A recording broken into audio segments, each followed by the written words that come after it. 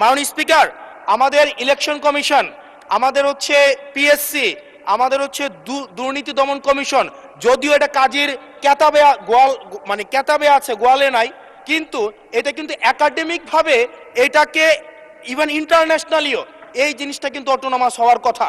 সেজন্য মাননীয় স্পিকার, যেভাবে বর্তমানে প্রতিষ্ঠানগুলো নগ্নভাবে দলীয়করণ করা হচ্ছে, সেজন্য জাতীয় মানবাধিকার কমিশন যে দলীয়করণ করা হবে না, আবার বাপের দোয়া একটা মানবাধিকার কমিশন বা বিরোধী দল দমন কমিশন করা হবে না, এটার প্রতি কিন্তু আমাদের আস্থা নাই। সেই জায়গাটা থেকে আমরা আপনার মাধ্যমে আমরা এই আমাদের মাননীয় স্বরাষ্ট্রমন্ত্রী সহ আমাদের এইচপিএম এর কাছে অনুরোধ থাকবে, এই বিলটা পাশ করার আগে যেন জাতীয় মানবাধিকার কমিশনের আমরা এটা যেন ইভেন উনার দলেরও একজন মাননীয় সংসদ এই বিষয়ে বক্তব্য দিয়েছেন এবং উনি পয়েন্ট বাই পয়েন্ট এই বিষয়গুলোকে ব্যাখ্যা করেছেন। যদি জাতীয় মানবাধিকার কমিশন দলীয়করণ করা হয়, দিন শেষে গুম খুন থেকে শুরু করে আমাদের এই জুলাই ইনডেমনিটি, এইটা দিন শেষে হচ্ছে যে পেপারেই থেকে যাবে, এটা দিন শেষে কোনো বাস্তবায়ন হবে না। সেই জন্য মাননীয় স্পিকার, এই বিলটা পাশ হওয়ার আগে আমাদের জাতীয় মানবাধিকার কমিশনের এই বিলটা হচ্ছে সুরাহা হওয়া, নিষ্পত্তি হওয়া জরুরি। না হয় বিসিবির মতো আমরা আবার বাপের দোয়া কমিশন দেখতে পাবো, আমরা হচ্ছে বাংলাদেশ ব্যাংকের মতো আবার দলীয়করণ দেখতে পাবো, আমরা বিশ্ববিদ্যালয়গুলোকে যেভাবে এক ধরনের দলীয়করণ করা হয়েছে আমরা সেটি দেখতে পাবো, আমরা বিচার বিভাগকে আবার যেভাবে এখন ভয়ের মধ্যে নিয়ে যাওয়া হচ্ছে। ধন্যবাদ মাননীয় সদস্য। মাননীয় স্বরাষ্ট্রমন্ত্রী। মাননীয় স্পিকার, আপনাকে ধন্যবাদ। এখন কিসের মধ্যে কি পান্থাবাতে গিয়েছে, যাই হোক। মাননীয় স্পিকার, আমাদের উত্থাপন করার বিষয়টা হচ্ছে জুলাই গণঅভ্যুত্থানে অংশগ্রহণকারীদের সুরক্ষা দেওয়ার জন্য, সাংবিধানিক এবং আইনি সুরক্ষা দেওয়ার জন্য। সেটা জাতীয় দাবিতে পরিণত হয়েছে, জুলাই যোদ্ধাদের দাবি ছিল। তার প্রেক্ষিতে জুলাই জাতীয় সনদ স্বাক্ষরিত হয়েছে, তার মধ্যে অঙ্গীকারনামার একটা দফা ছিল এবং সেই দফাটা পরবর্তীকালে যেদিন সই করব সেদিনও একটা আন্দোলনের প্রেক্ষিতে আমরা অনুরোধ করে কমিশনকে অ্যামেন্ডমেন্ট আনিয়েছিলাম তাদের দাবির প্রেক্ষিতে। তার মানে যারা জুলাই গণ অভ্যুত্থানে, ছাত্র গণ অভ্যুত্থানে অংশগ্রহণ করেছিলেন, তাদের উপরে তো হানাদার বাহিনীর মতো গণহত্যাকারী আওয়ামী লীগ এবং তাদের সন্ত্রাসী গোষ্ঠী এবং পেটুয়া বাহিনী নিপীড়ন চালিয়েছে, অত্যাচার চালিয়েছে, গণহত্যা চালিয়েছে।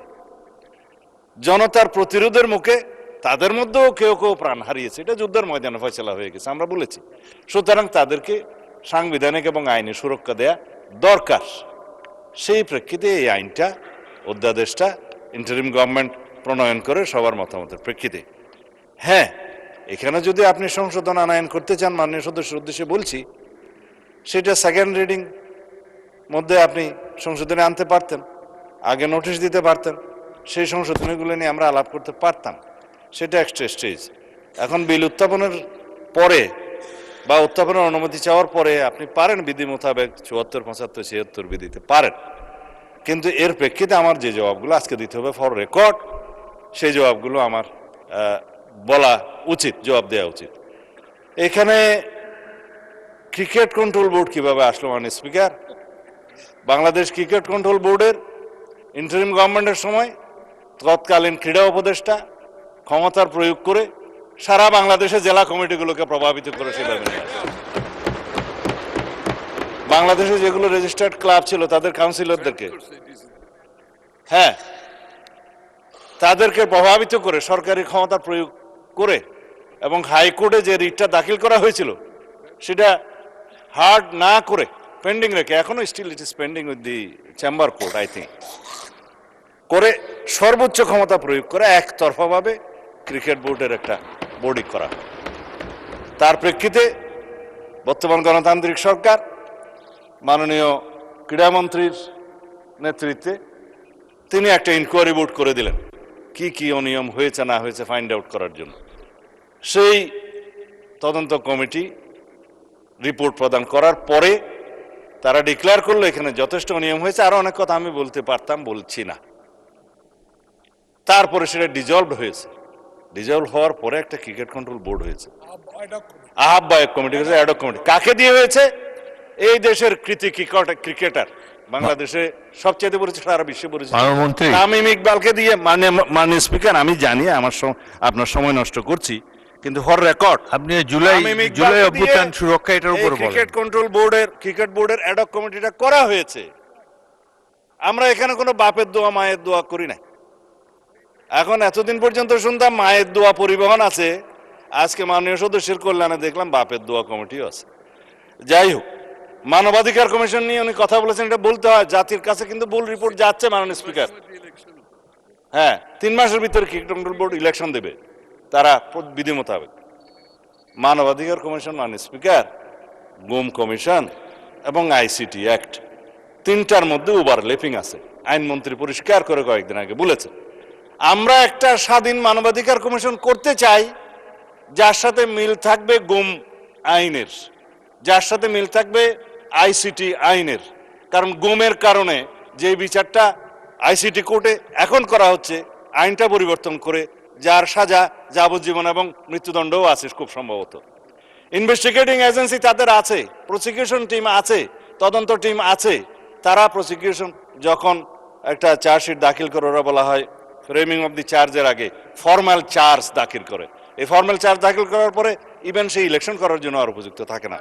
এই শক্তিশালী আইনটার সাথে ম্যাচিং না করে আরো কম সাজার বিধান করে একটা টেম্পোরারি তদন্ত করার একটা দায়িত্ব মানবাধিকার কমিশনকে দিয়ে 1-1.5 বছর সময় বিনষ্ট হবে।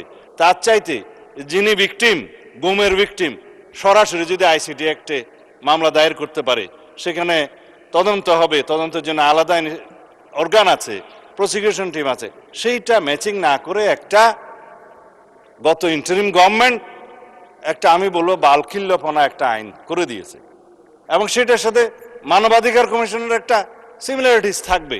স্ট্রং মানবাধিকার কমিশন আমরা করতে চাই। এখন যে মানবাধিকার কমিশনকে যে সমস্ত ক্ষমতা দেয়া হয়েছে, তার সাথে স্টেক হোল্ডারদের আলাপ আলোচনা ছিল না। স্টেক হোল্ডারদের সাথে আলাপ আলোচনা করতে হবে। We have a hill tracts problem, বাংলাদেশে এলজিবিটিকিউর প্রবলেম আছে। আমাদের সামাজিক এবং অর্থনৈতিক এবং ধার্মিক সমস্ত কালচারকে মিলিয়ে তারপরে আমরা এই দেশের উপযোগী আন্তর্জাতিক মানসম্পন্ন ইনশাআল্লাহ মানবাধিকার কমিশন বিল আমরা এখানে আনবো, সেটা আমাদের কমিটমেন্ট। তার সাথে এগুলো বাধা দেওয়ার কিছু নেই।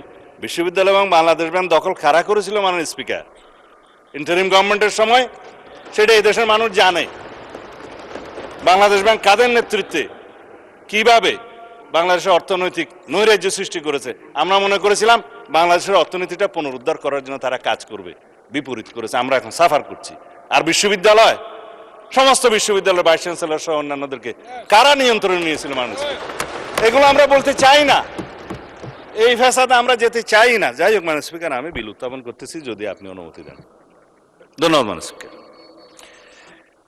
মাননীয় সদস্যবৃন্দ, সংসদের সামনে প্রশ্ন হচ্ছে, জুলাই গণ অভ্যুত্থান সুরক্ষা ও দায় নির্ধারণ বিল 2026 উত্থাপনের অনুমতি প্রদান করা হোক। যারা এই প্রশ্নের পক্ষে আছেন তারা হ্যাঁ বলুন, যারা এর বিপক্ষে রয়েছেন তারা না বলুন। আমার মনে হয় হ্যাঁ জয়যুক্ত হয়েছে, হ্যাঁ জয়যুক্ত হয়েছে, হ্যাঁ জয়যুক্ত হয়েছে। অতএব বিলটি উত্থাপনের অনুমতি দেওয়া হলো। ধন্যবাদ মাননীয় স্পিকার। আমি সালাউদ্দিন আহমেদ, মন্ত্রী, স্বরাষ্ট্র মন্ত্রণালয়, জুলাই গণ অভ্যুত্থানে অংশগ্রহণকারীদের সুরক্ষা ও দায় নির্ধারণের লক্ষ্যে আনিত একটি বিল, জুলাই গণ অভ্যুত্থান সুরক্ষা ও দায় নির্ধারণ বিল 2026 মহান জাতীয় সংসদে উত্থাপন করছি। ধন্যবাদ স্পিকার। জুলাই গণ অভ্যুত্থান সুরক্ষা ও দায় নির্ধারণ বিল 2026 সংসদে উত্থাপিত হলো। আমি এখন মাননীয় স্বরাষ্ট্রমন্ত্রী সালাউদ্দিন আহমদকে সংসদে উত্থাপিত আকারে জুলাই গণ অভ্যুত্থান সুরক্ষা ও দায় নির্ধারণ বিল 2026 অবিলম্বে বিবেচনার প্রস্তাব উত্থাপনের জন্য আহ্বান জানাচ্ছি। ধন্যবাদ মাননীয় স্পিকার। আমি সালাউদ্দিন আহমদ, মন্ত্রী, স্বরাষ্ট্র মন্ত্রণালয়, প্রস্তাব করছি যে জুলাই অভ্যুত্থানে অংশগ্রহণকারীদের সুরক্ষা ও দায় নির্ধারণের লক্ষ্যে আনিত বিলটি, জুলাই গণ অভ্যুত্থান সুরক্ষা ও দায় নির্ধারণ বিল 2026 অবিলম্বে বিবেচনার জন্য গ্রহণ করা হোক।